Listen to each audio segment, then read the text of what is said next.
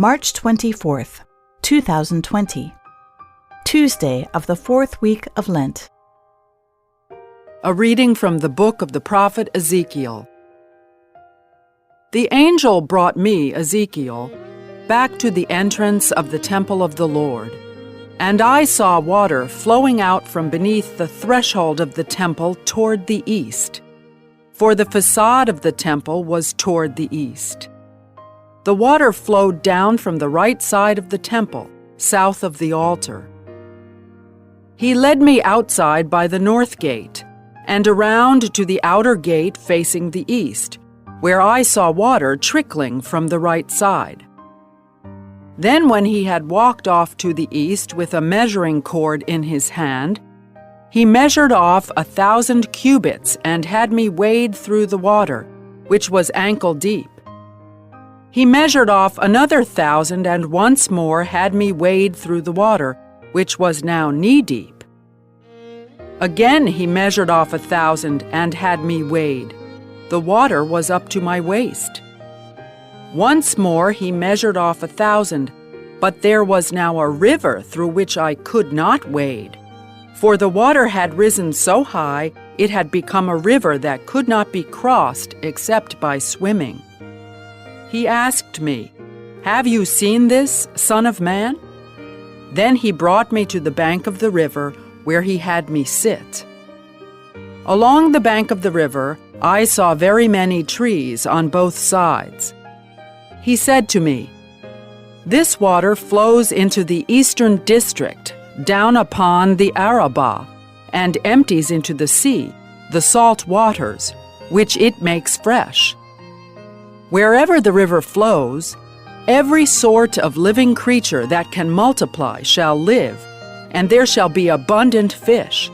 For wherever this water comes, the sea shall be made fresh. Along both banks of the river, fruit trees of every kind shall grow. Their leaves shall not fade, nor their fruit fail. Every month they shall bear fresh fruit, for they shall be watered by the flow from the sanctuary. Their fruit shall serve for food, and their leaves for medicine." The word of the Lord. The response is, "The Lord of hosts is with us. Our stronghold is the God of Jacob." God is our refuge and our strength, an ever-present help in distress. Therefore we fear not, though the earth be shaken, and mountains plunge into the depths of the sea. The Lord of hosts is with us. Our stronghold is the God of Jacob. There is a stream whose runlets gladden the city of God, the holy dwelling of the Most High. God is in its midst, it shall not be disturbed. God will help it at the break of dawn. The Lord of hosts is with us. Our stronghold is the God of Jacob. The Lord of hosts is with us. Our stronghold is the God of Jacob. Come, behold the deeds of the Lord, the astounding things he has wrought on earth. The Lord of hosts is with us. Our stronghold is the God of Jacob. A reading from the Holy Gospel according to John. There was a feast of the Jews, and Jesus went up to Jerusalem. Now there is in Jerusalem at the sheep gate a pool called in Hebrew Bethesda, with 5 porticos. In these lay a large number of ill, blind, lame, and crippled. One man was there who had been ill for 38 years. When Jesus saw him lying there, and knew that he had been ill for a long time, he said to him, "Do you want to be well?" The sick man answered him, "Sir, I have no one to put me into the pool when the water is stirred up.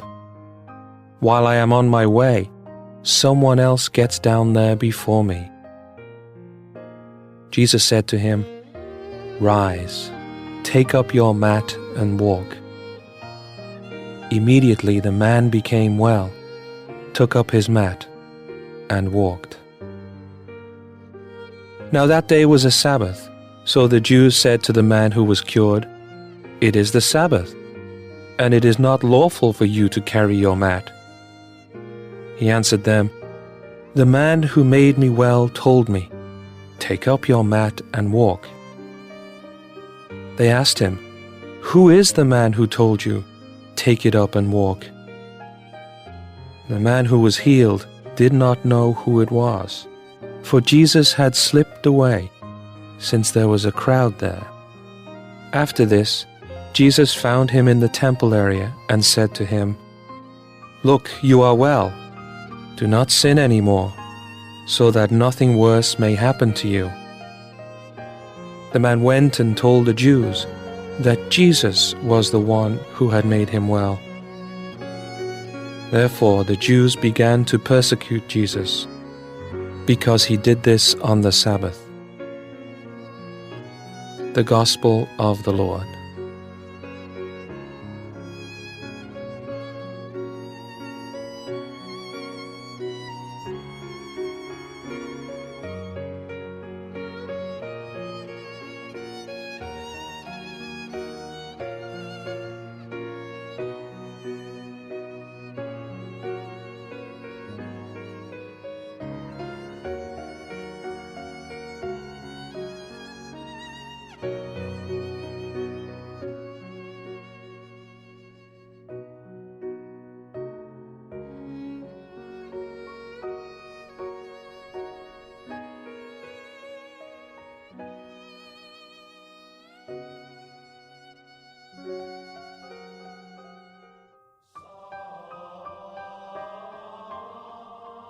This is Catholic Daily Reflections for Tuesday of the 4th week of Lent. Today's reflection is entitled, Paralyzed by Sin. Jesus said to him, "Rise, take up your mat and walk." Immediately the man became well, took up his mat, and walked. Let's look at one of the clear symbolic meanings of this passage above. The man Jesus healed was paralyzed, being unable to walk and take care of himself. Others neglected him as he sat there by the pool, hoping for kindness and attention. Jesus sees him and gives him his full attention. After a short dialogue, Jesus cures him and tells him to rise and walk. One clear symbolic message is that his physical paralysis is an image of the result of sin in our lives. When we sin, we paralyze ourselves. Sin has grave consequences on our lives, and the clearest consequence is that we are left unable to rise and then walk in the ways of God. Grave sin especially renders us powerless to love and live in true freedom. It leaves us trapped and unable to care for our own spiritual lives or for others in any way. It's important to see the consequences of sin. Even minor sins hinder our abilities, strip us of energy, and leave us spiritually crippled to one extent or another. Hopefully you know this, and it's not a new revelation to you. But what must be new to you is the honest admission of your current guilt. You must see yourself in this story. Jesus did not heal this man only for the good of this one man. He healed him in part to tell you that he sees you in your broken state as you experience the consequences of your sin. He sees you in need, looks at you and calls you to rise and walk. Do not underestimate the importance of allowing him to perform a healing in your life. Do not neglect to identify even the smallest sin which imposes its consequences upon you. Look at your sin. Allow Jesus to see it and listen to him speak words of healing and freedom. Reflect today upon this powerful encounter this crippled man had with Jesus. Put yourself into the scene and know that this healing is also done for you.